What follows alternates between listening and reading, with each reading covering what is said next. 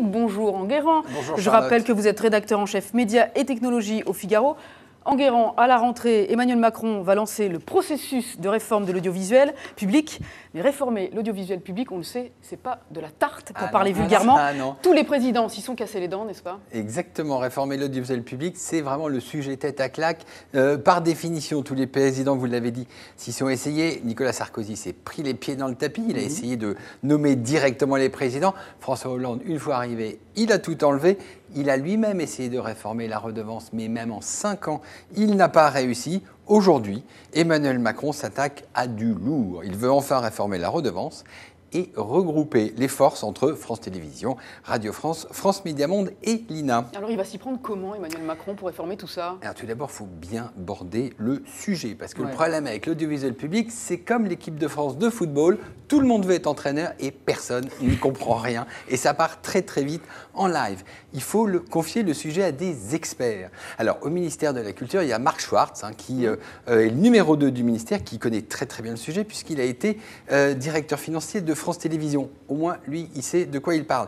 À l'Assemblée nationale, il faut tenir tous les jeunes députés qui arrivent. Il y en a 577, la moitié ne savent même pas pourquoi ils sont là, dirais-je. Et donc, il y a beaucoup de novices. Et il faut quelqu'un qui sache tenir. Donc, on parle de Franck Riester, qui est député LR, macro-compatible. Et il pourrait être l'homme de la situation et porter le projet. C'est quoi le plan de marche, Enguerrand?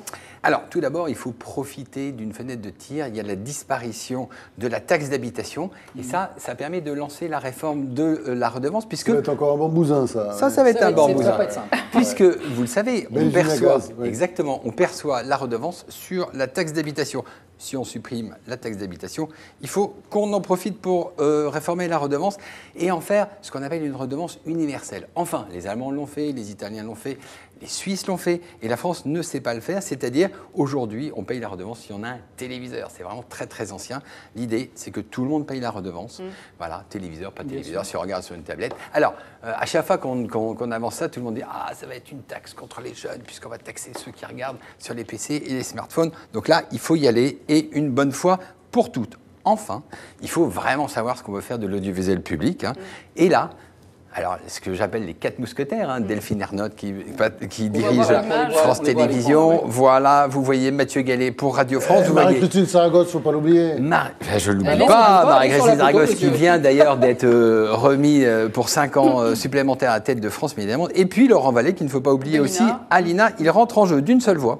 Alors, ils ont fait un show, ils sont allés devant le Sénat et devant la nouvelle ministre Françoise Nyssen. Et ils ont dit... L'idée d'une BBC à la française, c'est-à-dire de refaire une espèce de holding, alors ça c'est une erreur, c'est très très lourd, c'est très très long, c'est un cauchemar social. Il faut faire revenir le général de Gaulle. Exactement, il faut faire revenir le général de Gaulle et à la fin, ça coûte très cher. Donc, très mauvaise idée. Donc, c'est quoi? Il faut rien faire Ah non, au contraire, il faut évoluer, il faut aller vite. Et il faut faire ce qu'ils appellent, parce qu'ils ont bien senti le vent, ils ont dit, alors maintenant, on va faire en mode start-up, en mode projet. Alors ça, pour Emmanuel Macron, c'est parfait. Tu vois, le mode start-up, c'est exactement ce qu'il voulait entendre. Qu'est-ce qu'il y a derrière? C'est-à-dire, on crée des petites filiales. Ils l'ont fait sur France Info. En quelques mois, ils ont réussi à faire une chaîne, qui n'est pas terrible, il faut quand même bien le dire, mais ils ont réussi à faire un site internet qui marche très très bien. Eh bien, ils veulent comme ça faire beaucoup de start-up. L'une se fera sur la jeunesse, l'autre se fera sur la culture, et ainsi de suite. Au final, au lieu de réformer les gros bousins, comme vous dites, et des trucs on ne peut pas les changer, eh bien, on va les laisser tranquillement, les paquebots, évoluer, et effectivement, toutes les nouvelles forces seront concentrées sur les nouvelles plateformes, celles de France Info. On remet encore une couche, quoi. C'est ça l'histoire. Non, on remet encore des couches par-dessus. Non, on met à côté. Finalement, on met à côté, et puis on met l'argent et on met les forces dans ces nouvelles filiales. Il a un sourire qui fait qu'on peut Radio France. Un mot de ce qu'il raconte. Mais moi, j'adore parce que il est très moqueur. Et France il est très bien Enguerrand, mais il est très très moqueur. Ça finira doucement. Ça finira mal. C'est le mauvais esprit comme ça. Non, il faut parier. Il faut quand même une fois de temps en temps. Il faut croire en l'avenir. Exactement, qu'on arrive à réformer et que le meilleur gagne. Merci Enguerrand. On vous retrouve évidemment dans les pages saumon du Figaro sur lefigaro.fr. Franz, c'est justement vous, le patron de presse, l'animateur d'émissions littéraires, réalisateur, producteur. Qu'est-ce que ça vous inspire justement, cette stratégie de la réforme de l'audiovisuel public ? Je pense qu'il faut le réformer, mais c'est vrai que l'idée de rajouter toujours des couches m'angoisse. C'est-à-dire, c'est très bien les petites start-up, mais on part d'autre chose. Et là, c'est vrai qu'on arrive à créer un espèce d'ours de plus en plus compliqué, incompréhensible. Ça va faire les délices Enguerrand. C'est intéressant, qu'il va s'amuser de plus en plus avec des articles de plus en plus ironiques et insolents. Brillant. Et brillant d'ailleurs, par ailleurs, d'ailleurs.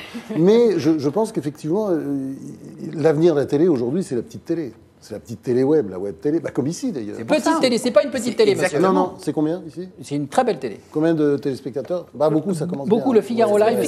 Ça s'appelle Figaro Live. Ouais, J'aimerais bien que vous le disiez d'ailleurs. J'aime bien être au Figaro Live. De toute façon, j'adore ici. Je trouvais au Figaro, j'avais tous les souvenirs qui revenaient, toutes ces personnes merveilleuses que j'ai rencontrées. J'ai embrassé je sais pas combien de personnes sur le chemin avant d'arriver ici. Attendez. On continue, parce qu'on a pas 7 heures d'émission. Belle période de ma vie.